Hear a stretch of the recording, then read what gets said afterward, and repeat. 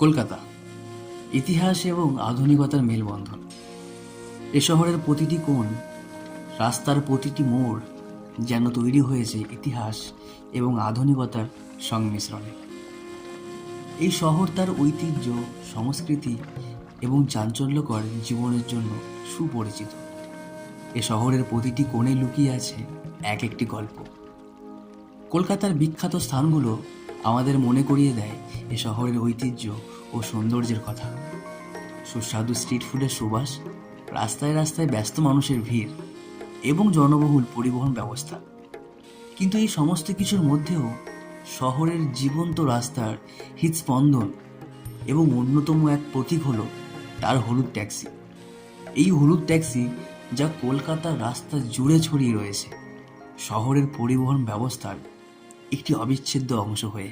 প্রথম দিকে কলকাতার রাস্তায় ছিল ঘোড়ার গাড়ির ক্লিপ-ক্লপ শব্দ আর মাঝে মাঝে মোটর গাড়ির কিছু চাকার আওয়াজ।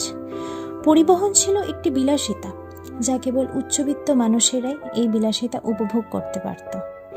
এই যুগে একটি বিপ্লবের বীজ বপন করা হয়েছিল। হলুদ ট্যাক্সি একটি আশার প্রতীক হয়ে উঠেছিল, সাধারণ মানুষের জন্য সাশ্রয়ী এবং প্রবেশযোগ্য পরিবহন সরবরাহ করে। এটি শুধুমাত্র একটি যানবাহন ছিল না, এটি একটি লাইফলাইন, একটি অগ্রগতির প্রতীক এবং শহরের ক্রমবর্ধমান আকাঙ্ক্ষার প্রমাণ হয়ে উঠেছিল। একসময় কলকাতার রাস্তায় ছিল ঘোড়ার গাড়ির শব্দ। সময়ের সাথে শহরের সভ্যতা যেমন পাল্টেছে, এগিয়ে গেছে তার পরিবহন। 1958 সালে আত্মপ্রকাশ পেয়েছিল কলকাতার প্রতীকী হলুদ ট্যাক্সি। প্রথম দিকে কালো ও হলুদ দুই ধরনের ট্যাক্সি ছিল, তবে পরে হলুদ ট্যাক্সিটি শহরের প্রতীক হয়ে ওঠে। 1950-এর দশকে এই হলুদ ট্যাক্সিগুলি কলকাতার রাস্তার সাধারণ দৃশ্য হয়ে ওঠে।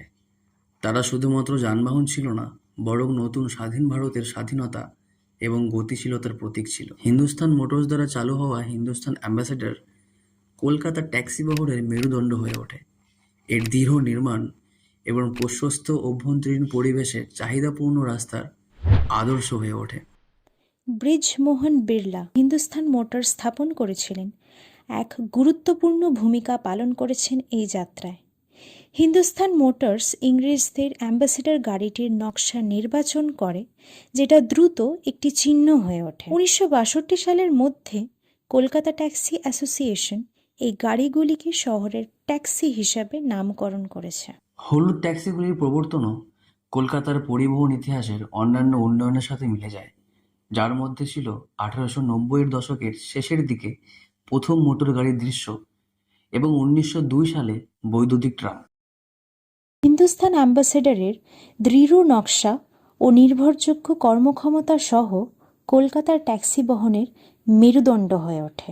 মিটারযুক্ত ট্যাক্সির প্রবর্তন পরিবহন ব্যবস্থাকে আরও বিপ্লবিত করেছে, ন্যায্য ভাড়া ও নির্ভরযোগ্য পরিষেবা নিশ্চিত করেছে, যার ফলে খুবই দ্রুত হলুদ ট্যাক্সিগুলি কলকাতার একটি অবিচ্ছেদ্য পরিচয়ের অংশ হয়ে ওঠে, শহরের ব্যস্ত রাস্তাগুলির স্পন্দন হয়ে ওঠে।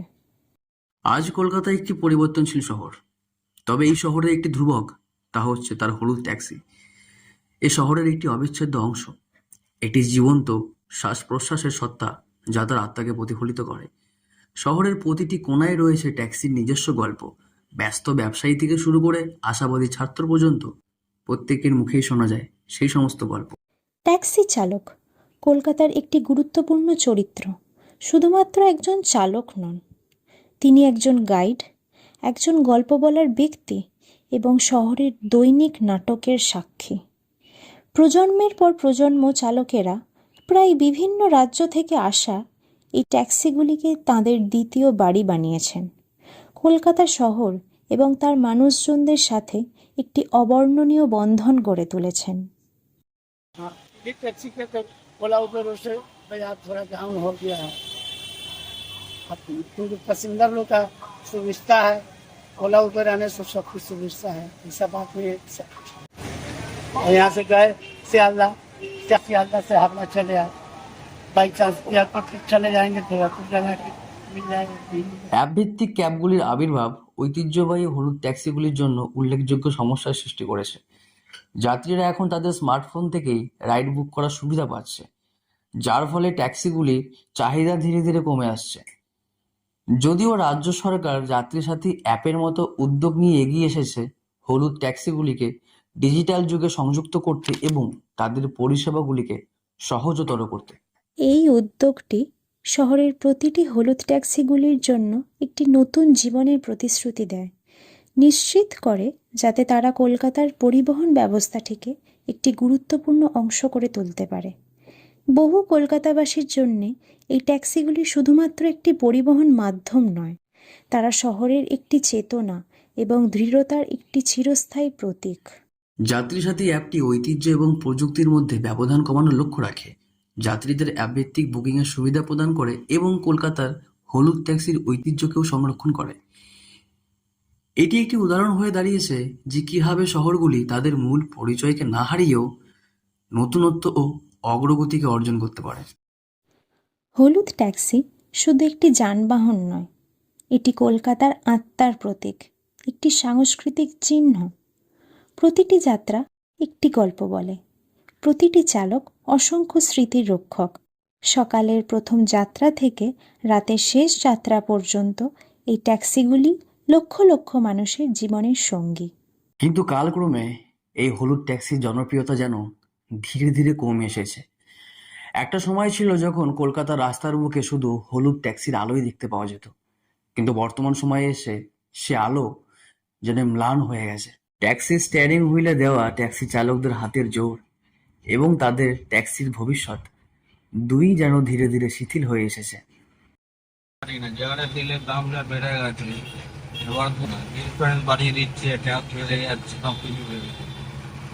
এখন 500 টাকা দিয়ে হয়নি, নর্মাল 1000 টাকা দেওয়ার ট্যাক্স। প্রতিনিয়তই এই ট্যাক্সি চালকদের বিভিন্ন সমস্যার মুখে পড়তে হয়, যা একটা বড় প্রশ্ন রেখে দেয় এই ট্যাক্সির ভবিষ্যতের ওপর। এখান থেকে বড় সমস্যা মানে উল্টো পাল্টা কেস দিয়ে দেয়। দুজন ফাঁকা গাড়ি নিয়ে যাচ্ছ, সাইডে করে তোমাকে কেস দিচ্ছে, তুমি কোনো জায়গায় দাঁড়াতে দেবে না। তুমি না দাঁড়ালে তো প্যাসেঞ্জার এমনি পাবে না ভাই। হলুদ ট্যাক্সি কলকাতার হৃদয় ও আত্মার প্রতীক। আধুনিক সমস্যার মুখে এর আত্মা অপরিবর্তিত। যতদিন গল্প বলার আছে এবং যতদিন যাত্রা করার আছে, হলুদ ট্যাক্সি কলকাতার কাহিনীর একটি প্রিয় অংশ হয়ে থাকবে।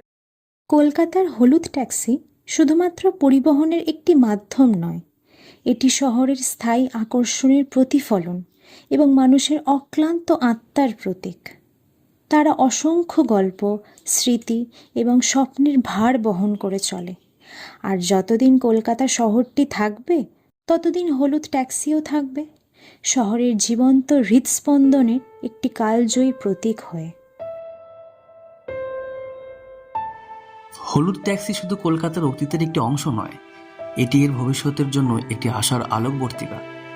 যতদিন এই কলকাতা শহরের রাস্তার বুকে এই হলুদ ট্যাক্সির চাকা চলতে থাকবে, ততদিন এই কলকাতা শহরের পরিবর্তিত মানচিত্রের মধ্যে তার যাত্রীদের পথ প্রদর্শক হয়েই থাকবে।